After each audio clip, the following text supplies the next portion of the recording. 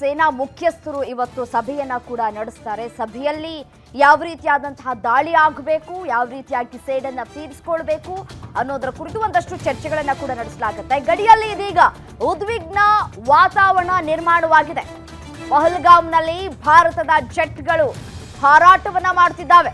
ಕಾಶ್ಮೀರದ ಪಹಲ್ಗಾಮ್ನಲ್ಲಿ ಜೆಟ್ಗಳ ರೌಂಡ್ಸ್, ಭದ್ರತಾ ದೃಷ್ಟಿಯಿಂದ ಜೆಟ್ಗಳ ರೌಂಡ್ಸ್ ಮಾಡಲಾಗ್ತಾ ಇದೆ.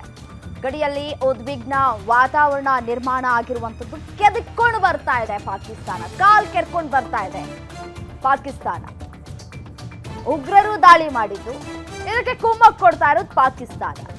ನರಮೇಧದ ಕೆಲಸಕ್ಕೆ ಪಾಕಿಸ್ತಾನ ಯಾವತ್ತು ಕೂಡ ಎತ್ತಿದ ಕೈ ಸಪೋರ್ಟ್ ಮಾಡೋದ್ರಲ್ಲಿ, ಅದರಲ್ಲಿ ಎರಡು ಮಾತಿಲ್ಲ.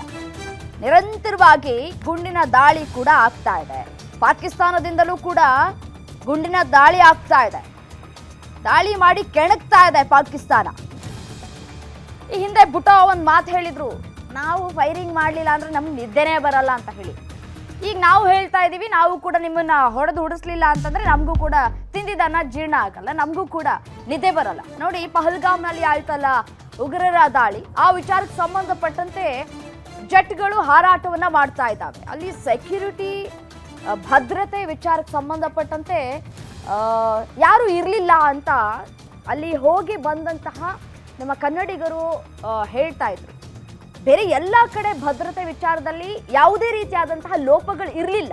ಬಟ್ ಆದರೆ ಪಹಲ್ಗಾಮ್ನಲ್ಲಿ ಯಾವುದೇ ರೀತಿಯಾದಂತಹ ಭದ್ರತೆಗಳು ಇರಲಿಲ್ಲ.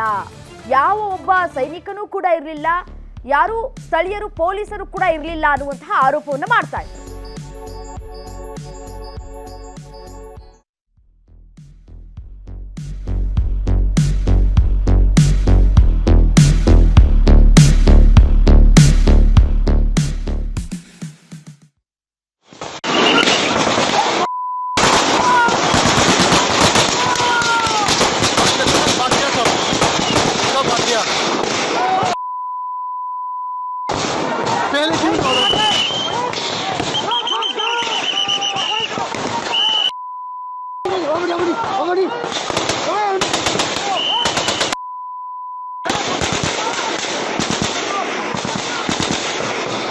हो गया रुको।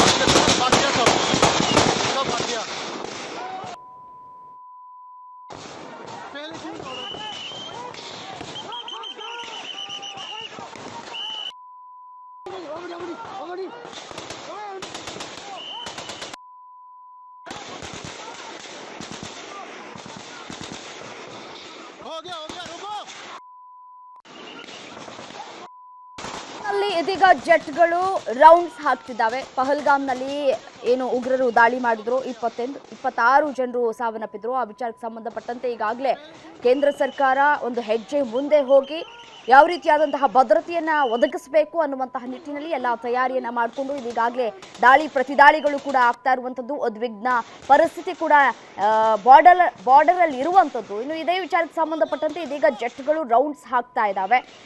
ಯಾವ ರೀತಿಯಾಗಿ ರೌಂಡ್ಸ್ ಹಾಕ್ತಾ ಇದ್ದಾವೆ ಅನ್ನೋದರ ಕುರಿತು ವಿಡಿಯೋ ಕೂಡ ಬಿಡುಗಡೆ ಮಾಡಲಾಗಿರುವಂಥದ್ದು. ಆ ವಿಡಿಯೋವನ್ನ ನಿಮ್ಮ ಗ್ಯಾರಂಟಿ ನ್ಯೂಸ್ನ ಸ್ಕ್ರೀನ್ ಮೇಲೆ ಗಮನಿಸ್ತಾ ಇದ್ದೀರಿ. ಮತ್ತೊಂದು ಕಡೆ ಉಗ್ರರ ಮನೆಗಳನ್ನ ಯಾವ ರೀತಿಯಾಗಿ ಸುತ್ತುವರಿದು ನಮ್ಮ ಭಾರತೀಯ ಸೈನಿಕರು ಮನೆಯನ್ನ ಧ್ವಂಸ ಮಾಡಿದ್ರು ಅನ್ನುವಂತಹ ಕುರಿತ ಎಕ್ಸ್ಕ್ಲೂಸಿವ್ ವಿಡಿಯೋವನ್ನ ಗ್ಯಾರಂಟಿ ನ್ಯೂಸ್ನ ಸ್ಕ್ರೀನ್ ಮೇಲೆ ಗಮನಿಸ್ತಾ ಇದ್ದೀರಿ. ಇನ್ನು ಯಾರೆಲ್ಲ ಈ ಒಂದು ಉಗ್ರ ಚಟುವಟಿಕೆಯಲ್ಲಿ ಭಾಗಿಯಾಗಿದ್ರು, 26 ಜನರ ಪ್ರಾಣ ಹೋಯ್ತು, ಯಾರೇ ಇದ್ರೂ ಸರಿ, ಯಾರೇ ಕುಮ್ಮಕ್ಕು ಕೊಟ್ಟಿದ್ರು ಸರಿ, ಅವರನ್ನ ಬಿಡುವ ಮಾತು ಇಲ್ಲ. ಹುಡುಕಿ ಹೆಕ್ಕಿ ಯಾವುದೇ ಬಿಲದಲ್ಲಿ ಅಡಗಿಕೊಂಡಿದ್ರು ಸರಿಯೇ ಅವರನ್ನ ಉಡೀಸ್ ಮಾಡೋದ್ರಲ್ಲಿ ಎರಡು ಮಾತಿಲ್ಲ. ಪಹಲ್ಗಾಮ್ನಲ್ಲಿ ಭಾರತದ ಜೆಟ್ಗಳು ಹಾರಾಟವನ್ನ ಮಾಡ್ತಾ ಇದ್ದಾವೆ. ಈಗಾಗಲೇ ಅಲ್ಲಿ ಪರಿಸ್ಥಿತಿ ಒಂದು ಕಡೆ ಉದ್ವಿಗ್ನವಾಗಿದೆ. ಪ್ರವಾಸಿಗರು ಕೂಡ ಅಲ್ಲಿ ಹೋಗ್ತಾ ಇಲ್ಲ. ಯಾಕೆಂತಂದ್ರೆ ಈ ದಾಳಿ ಆದ್ಮೇಲೆ ಯಾರಿಗೆ ತಾನೇ ಮನ್ಸು ಬರುತ್ತೆ? ಮಿನಿ ಸ್ವಿಟ್ಜರ್ಲೆಂಡ್ ಅಂತ ಹೇಳಿ ಏನು ಕರೆಸ್ಕೊಳ್ತಾ ಇತ್ತು, ಆ ಪ್ರಕೃತಿ ಸೌಂದರ್ಯವನ್ನ ಸವಿಯೋದಕ್ಕೆ ಏನು ಪ್ರವಾಸಿಗರು ಹೋಗ್ತಾ ಇದ್ರು. ಇನ್ನು ಅಲ್ಲಿ ಕೆಲಸ ಮಾಡ್ತಾ ಇದ್ದವರು ಪಾಪ ಒಂದು ಕಡೆ ಖುಷಿಯಾಗಿದ್ರು. ಪ್ರವಾಸಿ ತಾಣ ದಿನ ದಿನಕ್ಕೆ ಫೇಮಸ್ ಆಗ್ತಾ ಇದೆ. ನಾವು ದಿನಂಪ್ರತಿ ನಮಗೆ ಅಟ್ಲೀಸ್ಟ್ ಒಂದು ಹೊತ್ತು ಊಟ ಮಾಡ್ತಾ ಇದ್ವಿ, ಅಟ್ಲೀಸ್ಟ್ 2 ಹೊತ್ತು ಊಟ ಮಾಡೋದಕ್ಕೆ ಅವಕಾಶ ಸಿಗ್ತಾ ಇತ್ತು ಅಂತ ಖುಷಿಯಲ್ಲಿದ್ದರು. ಬಟ್ ಆದರೆ ಆ ಖುಷಿ ಬಹಳಷ್ಟು ದಿನ ಇರಲಿಲ್ಲ. ಇನ್ನು ಮುಂದೆ ಅಲ್ಲಿ ಪ್ರವಾಸಿಗರು ಹೋಗೋದು ಸ್ವಲ್ಪ ಕಷ್ಟ ಸಾಧ್ಯ.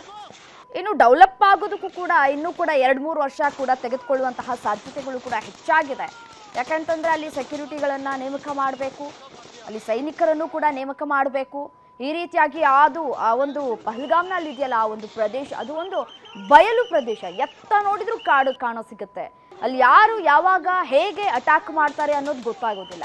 ಅದನ್ನೇ ಎನ್ಕ್ಯಾಶ್ ಮಾಡಿಕೊಂಡು ಲಷ್ಕರ್ ಎ ತೊಯ್ಬಾ ಟಾರ್ಗೆಟ್ ಮಾಡಿ ಒಂದಷ್ಟು ಸಭೆಗಳ ಮೇಲೆ ಸಭೆ ಮಾಡಿಕೊಂಡು ಟಾರ್ಗೆಟ್ ಮಾಡಿ ಪ್ರವಾಸಿಗರನ್ನ ಹುಡುಕಿ ನೀನು ಭಾರತೀಯನಾ, ನಿನಗೆ ಕತ್ನ ಮಾಡಿದ್ಯಾ ಅಂತ ಹೇಳಿ ಪ್ರಶ್ನೆ ಮಾಡಿ ಯಾರು ಬಳೆ ಹಾಕೊಂಡಿದ್ದಾರೆ, ಯಾರು ಕುಂಕುಮ ಇಟ್ಕೊಂಡಿದ್ದಾರೆ ಅವ್ರನ್ನ ನೋಡಿ ಅವರ ಗಂಡಂದಿರನ್ನ ಟಾರ್ಗೆಟ್ ಮಾಡಿ ಕೊಲೆ ಮಾಡಲಾಗಿರುವಂಥದ್ದು. 26 ಜನರ ಪ್ರಾಣ ಹೋಗಿದೆ. ನಾವಿಲ್ಲಿ ಒಂದು ಕಡೆ ನೋವಿನಲ್ಲಿ ಇದ್ದೀವಿ. ಇದಕ್ಕೆ ಪಾಕಿಸ್ತಾನ ಇನ್ನಷ್ಟು ಕುಮ್ಮಕ್ಕು ಕೊಡುವಂತಹ ಕೆಲಸವನ್ನ ಮಾಡ್ತಾ ಇದೆ. ನಮ್ಮ ಭಾರತೀಯ ಜನರು ಹೇಳ್ತಾ ಇರೋದಿಷ್ಟೇ, ಇದಕ್ಕೆ ಸರಿಯಾದಂತಹ ಪ್ರತೀಕಾರವನ್ನ ತೆಗೆದುಕೊಳ್ಬೇಕು. ಉಗ್ರ ಕುನ್ನಿಗಳನ್ನ ಬಿಡಬಾರ್ದು, ಎಲ್ಲೆಲ್ಲಿ ಕಾಣ ಸಿಗ್ತಾರೋ ಅವ್ರನ್ನ ಅಲ್ಲಲ್ಲೇ ಬ್ಲಾಸ್ಟ್ ಮಾಡಿ ಸಾಯಿಸ್ಬಿಡ್ಬೇಕು ಅಂತ ಹೇಳಿ ಪ್ರತಿಯೊಬ್ಬ ಭಾರತೀಯರು ಹೇಳ್ತಾ ಇರುವಂಥದ್ದು. ಆಪರೇಷನ್ ಹೆಸರು ಆಪರೇಷನ್ ಟಿಕ್ಕಾ ಅಂತ ಕೂಡ ಇಡಲಾಗಿರುವಂಥದ್ದು. ಈಗಾಗಲೇ ಮನೆ ಬ್ಲಾಸ್ಟ್ ಆಗಿದೆ. ಬರೀ ಮನೆ ಬ್ಲಾಸ್ಟ್ ಮಾಡಬಾರ್ದು, ಇವ್ರ ತಲೆಗಳು, ಇವ್ರ ರುಂಡ ಎಲ್ಲನೂ ಕೂಡ ಬ್ಲಾಸ್ಟ್ ಮಾಡಿ ಬಿಸಾಕಬೇಕು. ಅಷ್ಟರ ಮಟ್ಟಿಗೆ ನಮ್ಮ ಭಾರತೀಯರಿಗೆ ರಕ್ತ ಕುದೀತಾ ಇದೆ. ಪ್ರವಾಸಿಗರನ್ನ ಟಾರ್ಗೆಟ್ ಮಾಡಿ ಹೇಡಿಗಳ ರೀತಿಯಾಗಿ ವರ್ತಿಸಿರೋದು, ಅವರ ಪ್ರಾಣ ಹೋಗಿದೆಯಲ್ಲ, ಅದಕ್ಕೆ ಸರಿಯಾದ ಪ್ರತೀಕಾರ ತೆಗೆದುಕೊಳ್ಬೇಕು. ಸೇನಾ ಮುಖ್ಯಸ್ಥರು ಇವತ್ತು ಸಭೆ ಕೂಡ ನಡೆಸಲಿಕ್ಕಿದ್ದಾರೆ. ಸಭೆಯಲ್ಲಿ ಯಾವ ರೀತಿಯಾಗಿ ತೀರ್ಮಾನ ಕೈಗೊಳ್ತಾರೆ, ಇಲ್ಲಿ ಹೇಗೆ ಲೋಪಗಳಾಯಿತು, ಅಲ್ಲಿ ಯಾರು ಸೈನಿಕರು ಇರಲಿಲ್ವಾ ಅಥವಾ ಸ್ಥಳೀಯ ಪೊಲೀಸರು ಇರಲಿಲ್ವಾ ಅನ್ನೋದರ ಕುರಿತು ಒಂದಷ್ಟು ಮಾಹಿತಿಯನ್ನ ಕೂಡ ಕಲೆ ಹಾಕ್ಲಿಕ್ಕಿದ್ದಾರೆ. ಇನ್ನು ಸ್ಥಳಕ್ಕೆ ಅವರು ಕೂಡ ಭೇಟಿಯನ್ನ ಕೂಡ ಕೊಡ್ಲಿಕ್ಕಿದ್ದಾರೆ.